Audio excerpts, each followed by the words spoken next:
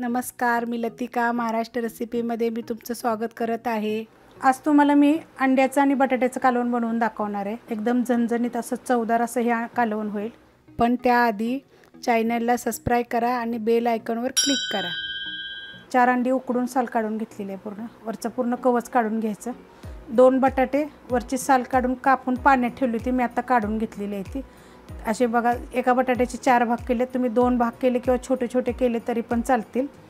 एक मोठा कांदा बारीक कापून घेतले, एक मोठं टमाटर बारीक कापून घेतलेले, अर्धा गड्डी लसूण आहे, थोडासा सुका खोबऱ्याचा तुकडा एकदम थोडासा, आणि 7 ते 8 लसणाच्या पाकळ्या, अर्धा इंच आलं टेचून घेतलेले खलबत्त्यामध्ये एकदम।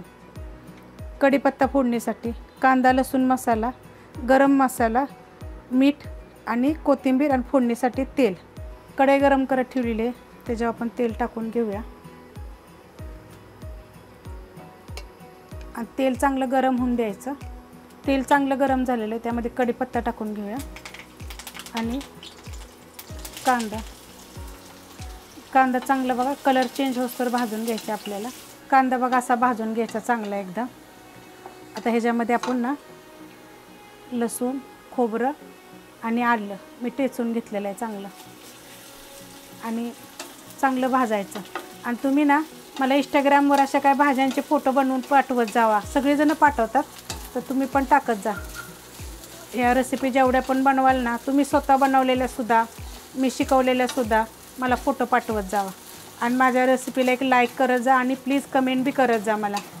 बघा असं छान असं भाजून घेतलेलं आहे। तर ह्याच्यामध्ये एक टमाटर टाकून घेऊया। आता बघा हे एकदम कमी साहित्यामध्ये हे तुम्हाला मी दाखवलेलं आहे, आणि करून बघा तुम्ही, एकदम चवीला एक तर छान असं लागेल ना। तर आता ह्याच्यामध्ये थोडंसं आपण मीठ टाकून घेऊया, आणि ह्यात मी लगेच बटाटा टाकणार आहे। तर बघा हे मोठे कापलेले आहेत मी असे, तर तुम्ही बारके कापले तरी चालतील।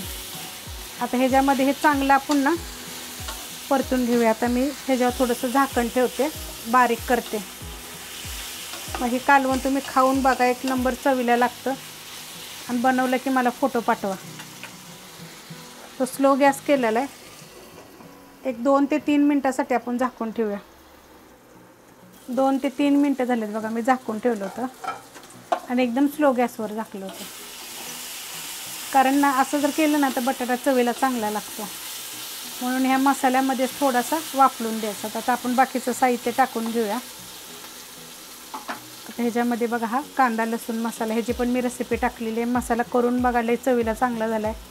हा गरम मसाला, तर हा तुम्ही व्हेजसाठी पण वापरू शकता आणि नॉनव्हेजसाठी पण वापरू शकता। तर हे आपण परतून घेऊया। आता ह्याच्यामध्ये मगाशी आपण थोडंसं मीठ टाकलं होतं, ह्यात आपल्याला ना थोडंसं गरम पाणी टाकायचे आणि परत झाकून ठेवायचं। तर एका साईडला मी पाणी गरम करायला ठेवलं होतं, तर बघा पाणी अर्ध फुलपात्र मी पाणी टाकलेलं आहे, आणि गॅस आपला स्लोच आहे बघा, अजून मी गॅस वाढवलेला नाही आहे।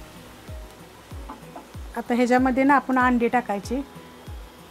तर अंड्याला बघा असं चिरलं तरी चालते ना, तर असं आतपर्यंत असं घातलं टोचलं तरी चालेल। 4 पण अंड्याला बघा मी सुरीनं थोडं थोडं टोचून घेतलेलं आहे, आणि आपण चांगलं मिक्स करून घेऊया। हे बघा असं मिक्स करून चांगलं घ्यायचं आणि मध्यभागी करायचं,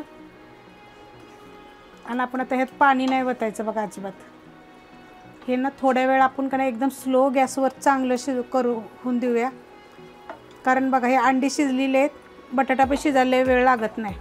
असं जर एक 2 ते 3 मिनटासाठी जर तुम्ही परत झाकून ठेवलं ना, तर कालवण चवीला एकदम वेगळं असं छान लागतं। तर आपण जरा थोड्या वेळ 2-3 मिनटं स्लो गॅसवर झाकून ठेवूया। 2 ते 3 मिनटं झालेत बघा, एकदम स्लो गॅसवर झाकून ठेवलं होतं, एकदम बारीक गॅसवर झाकायचं, नाही तर खाली लागेल मग। आणि असं ना अंड्यापेक्षा ना बटाटा खायला चांगला लागतो बघा, अशा पद्धतीनं जर भाजून घेतलं ना असं चांगलं मसाल्यामध्ये, तर चवीला एकदम छान लागतो। तरी ह्याला कसं आपण अंड्याला कसं सुरीनं टोकले, असं जरी बटाट्याला जरी थोडं थोडं सुरीनं टच केलं जरी तुम्ही केलं ना तरी पण छान लागेल बघा। तर ह्याच्यामध्ये आता आपण कोथिंबीर टाकून घेऊया। कधी पण ना कालवणात जर अशी टाकली तर ना शिजल्यावर तिची चव आणि वेगळीच लागते। मग अशी आपण थोडंसं मीठ टाकलं होतं, आता थोडंसं टाकू, चवीपुरतं मीठ टाका, हलवते थोडंसं। आता ह्यात आपल्याला पाणी टाकायचं बघा, आता किती माणसं असतील त्याप्रमाणे पाणी टाकायचं। म्हणजे किती तुम्हाला कालवण पाहिजे त्याच्याप्रमाणे. तर गरम पाणी टाकायचं, गार पाणी नाही टाकायचं. एका साईडला जरी ठेवलं ना गरम करायला तरी होतं पाणी छान असं. आता हे आपण चांगलं पाणी टाकून घेतलेलं आहे बघा. एवढं पाणी मी टाकलेलं आहे. आता एकदम स्लो गॅसवर का नाही हे चांगलं उकळून देऊया आपण. एक 5 ते 7 मिनटं आपण ह्याला स्लो गॅसवर एकदम उकळून देऊया. स्लो गॅसवर बघा झाकून ठेवलं होतं 5 ते 6 मिनटं. बघा कालवण एकदम छान झालेलं आहे आणि कालवण चवीला एकदम एक छान असं लागतं. तर तुम्ही करून बघा. जर तुम्हाला ही रेसिपी जर आवडली तर लाईक करा, सबस्क्राईब करा, कमेंट करा आणि शेअर बी करा.